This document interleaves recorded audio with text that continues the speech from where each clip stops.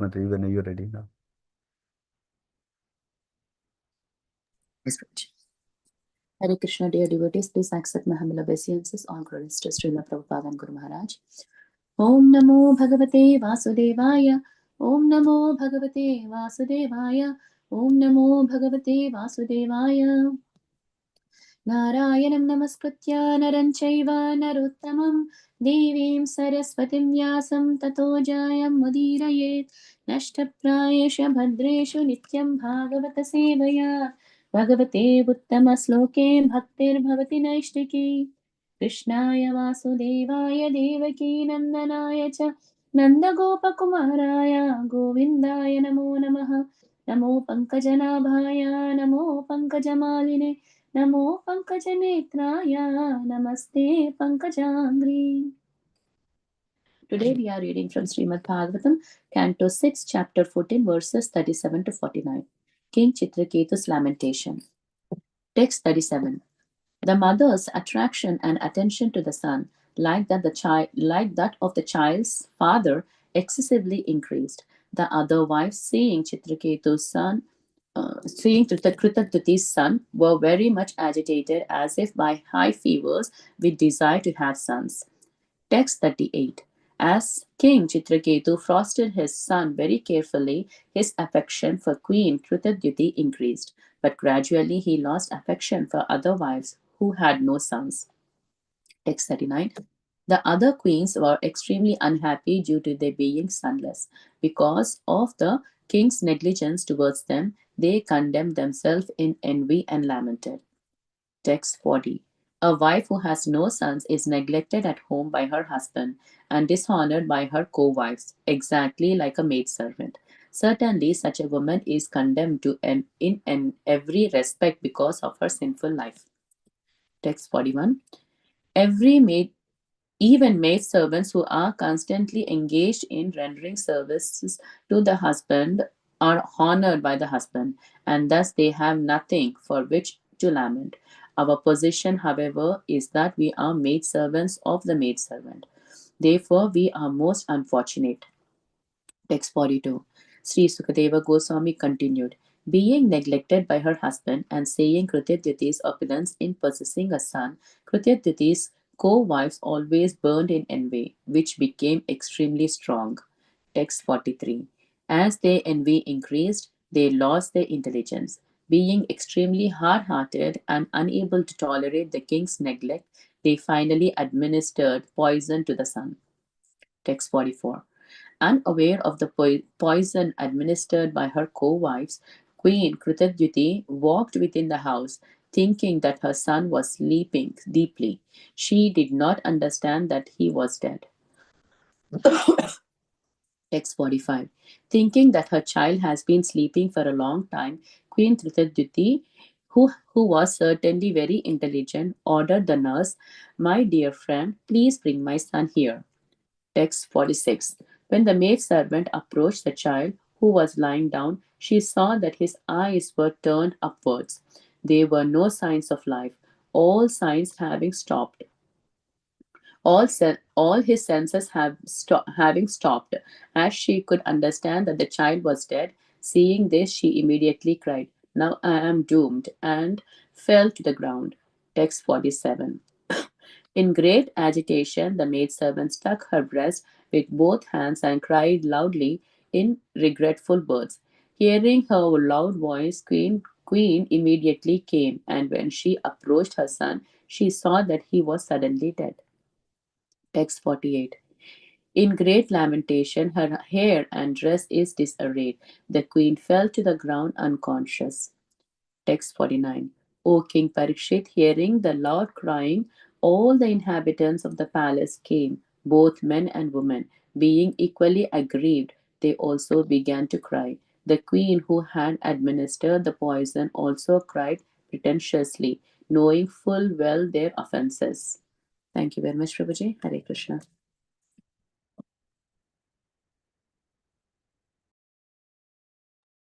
Thank you so much, Swami Guru Mataji. Hare Krishna. Let me start the video.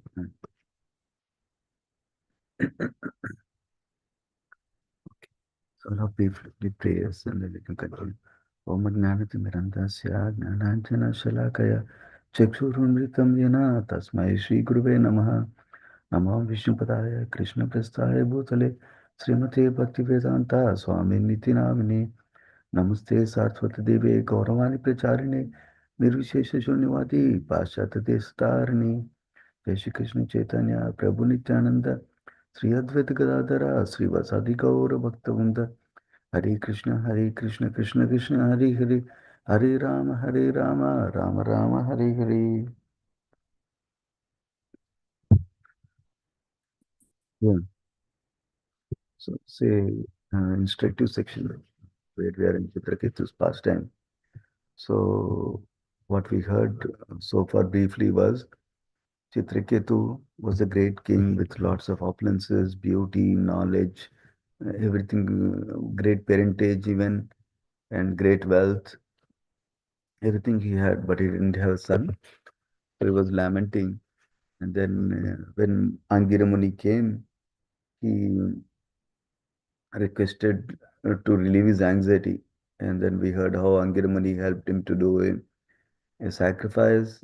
And through that sacrifice, he got a son. Um, and however, he mentioned that he will be cause for lamentation and also jubilance. That means Harsha Soka, the words used by Angiramuni. And then now uh, son is born. Mm, in this section exactly where we are now, we're seeing how the son is born, and then to whom? To the first of the 10 million wives, Kritadyuti, her name. So first wife, the son was born by the blessings of Angira Muni. So now son is born after a long time.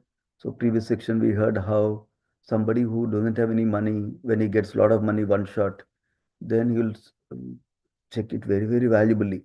Than somebody who's rich from beginning of the life, he doesn't care so much about money. But if somebody doesn't have money earlier, then they know the value of money. So then when money comes, they really take care of it like that. So similarly, Chitraketu was so happy to have a son. So he was giving attention, affection to his son. And similarly, naturally, because the first wife had the son, because spending more time with the first son of the first wife, is spending more time with first wife also. So his affection also is showing to her.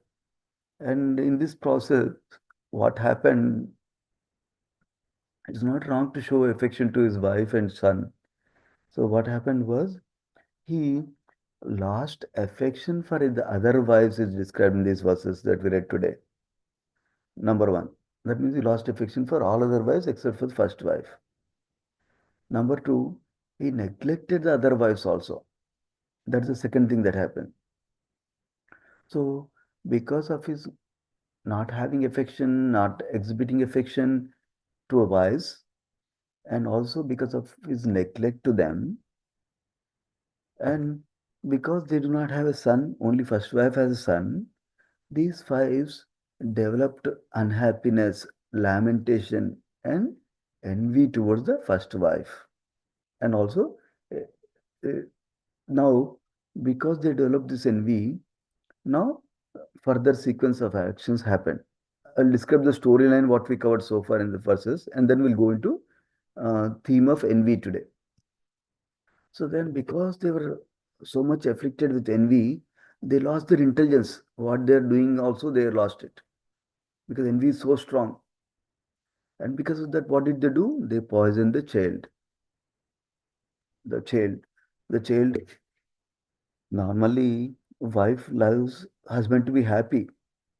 But in this case, because they are so much afflicted by envy towards the first wife that king was giving so much affection and attention to, they lost their intelligence that they are doing something that is good for their husband also.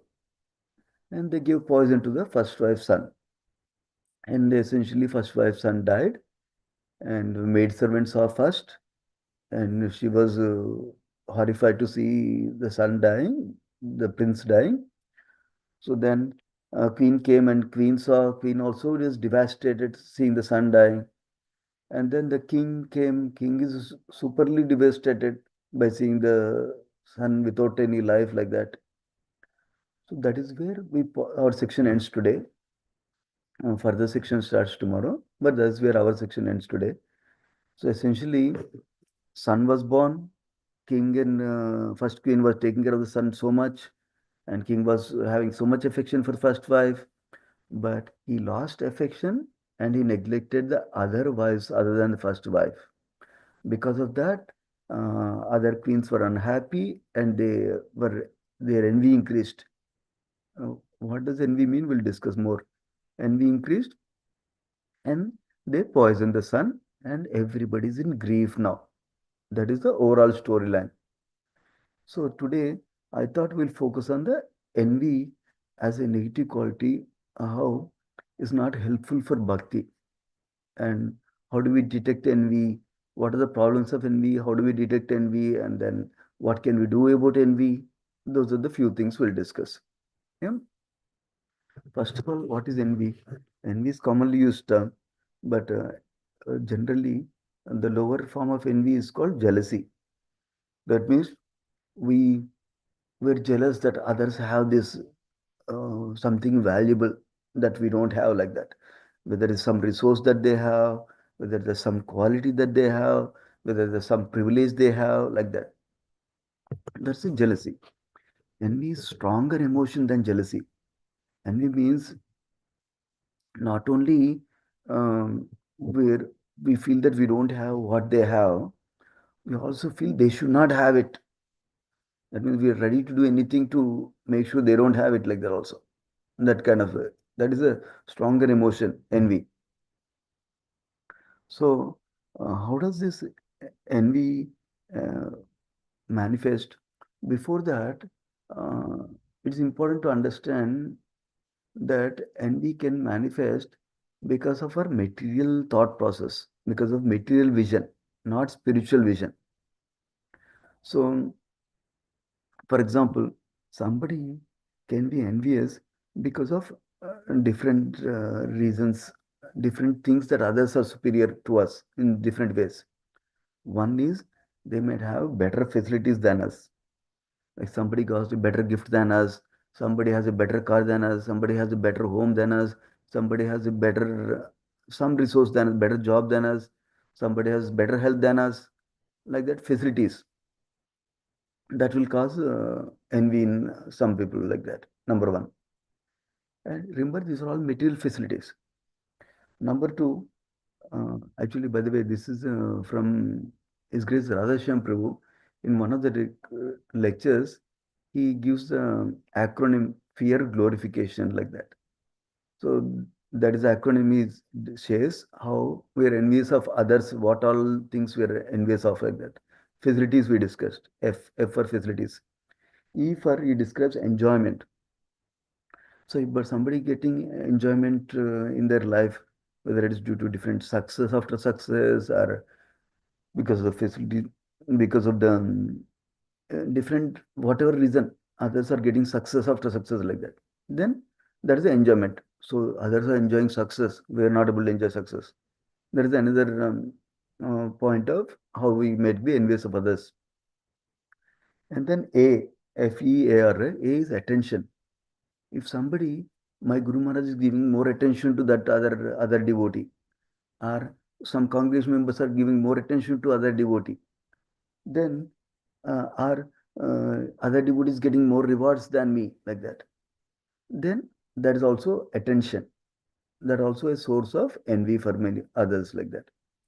Then we talked about facilities, enjoyment, attention, and Radhashyam Prabhu describes R as responsibility, post or position. If somebody is given a better position than me, if somebody gives a better post than me, then also we feel envious, like that. Facilities, enjoyment, attention, and uh, responsibility. And the last one is glorification.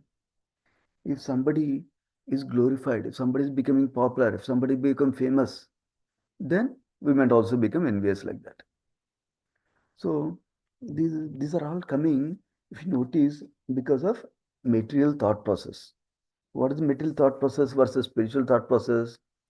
In Ishopanishad, there's one of the scriptures, one of the books Srila Prabhupada translated out of the one of the important Upanishads, that Srila Prabhupada translated, is described how everything belongs to Krishna. Ishavasham idam sarvam. Everything belongs to Krishna.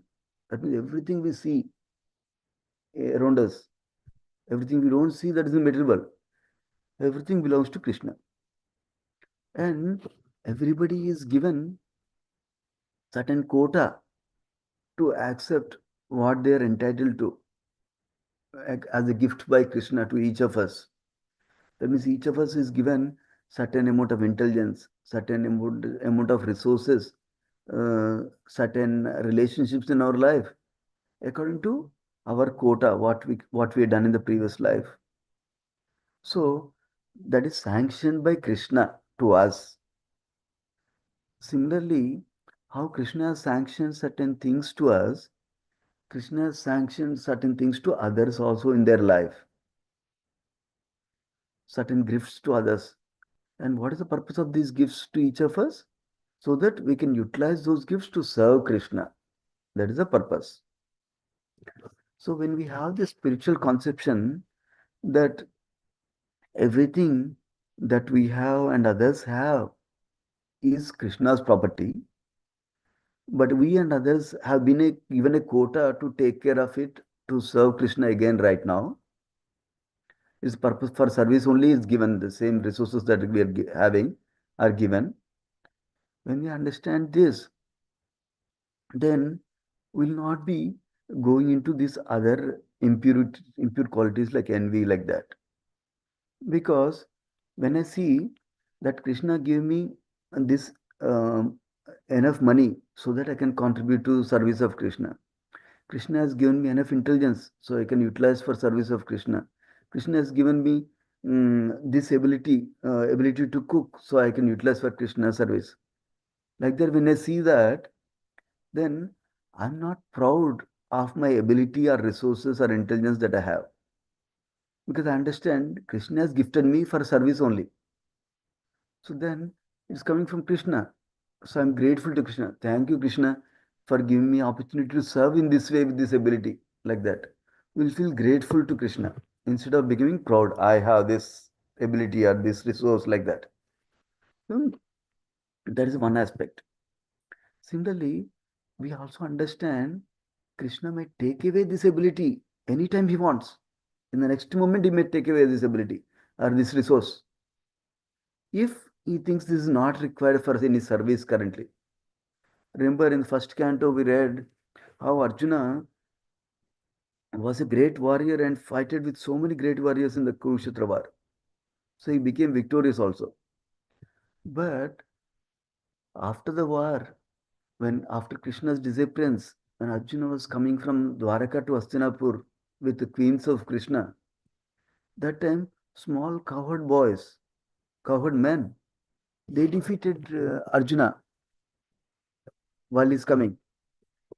Then Arjuna had this realization, oh, I did not get all this power was from Krishna. He gave it at that time for service and he took it away.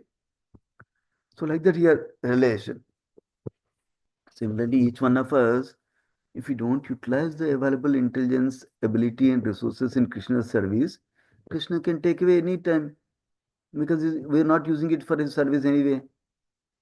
So when we understand that also, then we'll not be proud of our intelligence, ability, resources like that.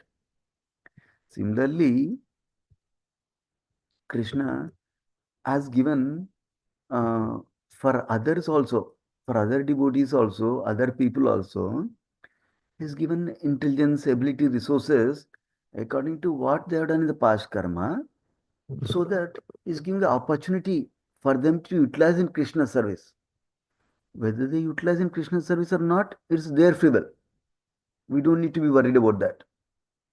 But Krishna has given them, Krishna has sanctioned that to them. That is the important piece of things we need to know. When we see that Krishna has sanctioned to them, then we don't feel envy towards them.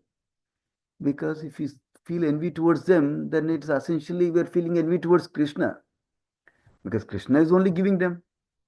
So if you don't like that Krishna has given them, that means we don't like Krishna's actions of giving them the opulence like that.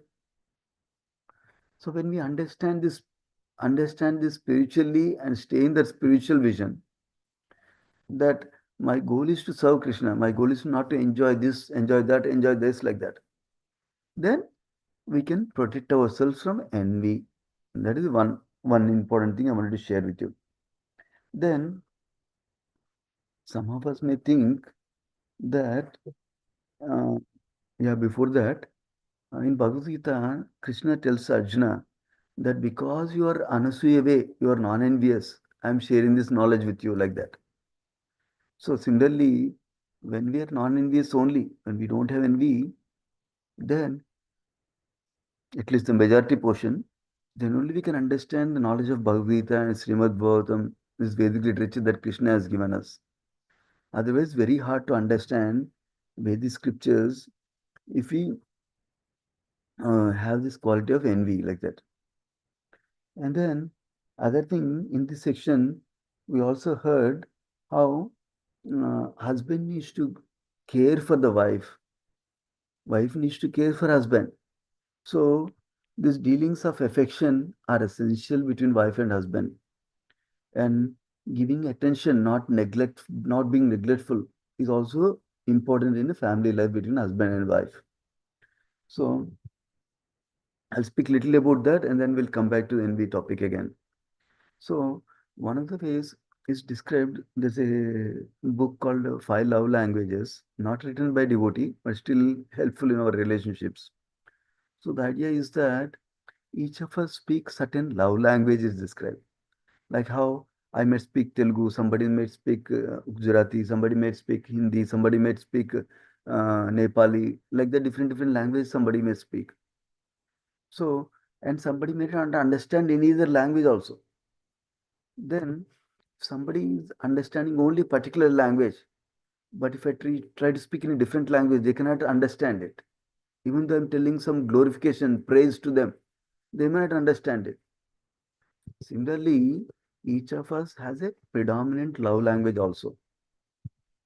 So, uh, the five love languages are described as words of affirmation. That means some appreciation, some uh, appreciation of good qualities, appreciation of good things we are doing like that. Words of affirmation. That is one love language. Second is quality time, spending quality time with the other person. Third is physical touch, hugging them or um, affectionately touching them like that. And then receiving gifts.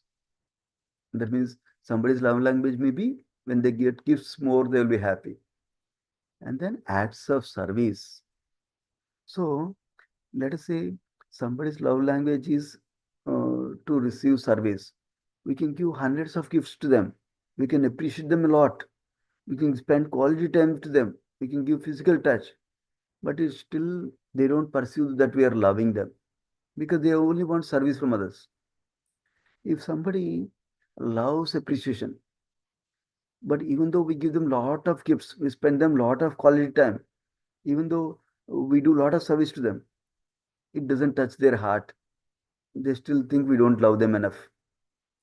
Similarly, we each of these five love languages. So when we're conscious of this, then we give that particular aspect of love language to our spouse, like that, our spouse and dependents also.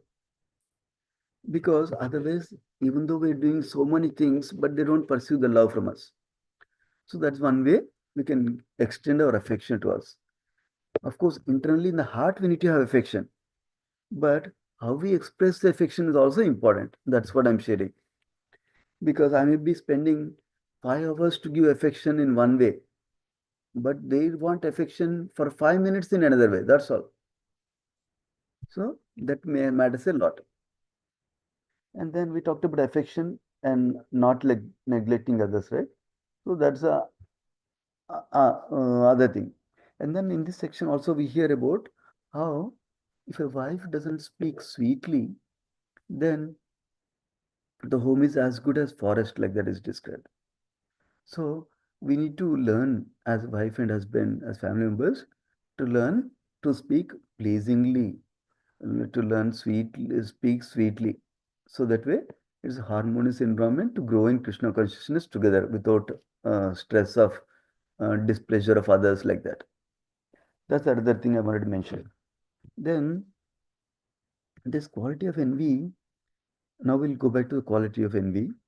This quality of envy is why it's not good for bhakti or spiritual progress, because it's coming from false ego platform. It's coming from a platform of material identification that I am this body, everything around me is meant to satisfy for my enjoyment of my body, like that. So that material consciousness, I am this body and everything is for my enjoyment, is what is causing the envy. Because in the contrary, we are trying to go to the spiritual consciousness that I am part and parcel of Krishna, I am servant of Krishna, I am meant to serve Krishna, like that. And then everything is meant for service of Krishna instead of my enjoyment, like that. That's how we're meant to see. So this envy blocks our spiritual consciousness, like that, or blocks our spiritual progress, like that. Because envy will cause us to do offenses to others. And we will, because we lose intelligence, we do some random thing that cause harm to our spiritual progress, like that. And envy exists only in the material world. And we cannot think that, oh, I'm such a nice devotee. Others have envy, but I don't have envy. That's a incorrect conclusion. The fact that we have a material body, we have some amount of envy. But I might have little bit less, somebody might have little bit more. But we all have envy. So we need to be watchful of that. And then, on the contrary, in the spiritual world, there's no envy. So we hear about how all the flower plants, beautiful, beautiful flower plants, they allow Tulsi to go near Krishna because they know Krishna loves Tulsi. They want to encourage Tulsi in service to Krishna, like that. Similarly, all the beautiful cuckoo birds that can sing nicely, they encourage bumblebee that is making buzz sound. Not such beautiful sound from our perspective. But cuckoo bird can sing nicely. But still it's allowing bee to offer service to Krishna, like that. So in spiritual world, there's no envy like that. So in fact, the fact that we're envious on others shows that we lack something that they have. It's an indirect appreciation of something they have. So when we recognize that, we can actually learn to appreciate that quality or that whatever they have, gift that they have from Krishna, like that. So there are many ways we can work on the envy. Obviously, the first and most important thing is to practice bhakti nicely, because envy is coming from mode of ignorance and passion, not mode of goodness. So by practicing bhakti nicely, which reduces passion and ignorance, which increases mode of goodness, and ultimately we go beyond the modes through bhakti, so we can conquer these lower qualities like envy also. That is the one aspect, one important aspect. Second aspect is we cultivate this vision, spiritual vision, that everything belongs to Krishna and everything is meant for service of Krishna, and everything is coming because of the sanction of Krishna. When we see that, then we don't um, we can reduce the envious tendency that we might have. Another thing is, um, when we have pride, we tend to become envious. When we pride, when we have pride, then we see everything. We think that everything belongs to me. Everything should be offered to me, like that. That also causes enviousness. So we can cultivate humility. That is another way to work on enviousness. Another some of the practical ways is we need to. Radheshyam Prabhu gives this acronym called FAULT, FAULT, to work on envy.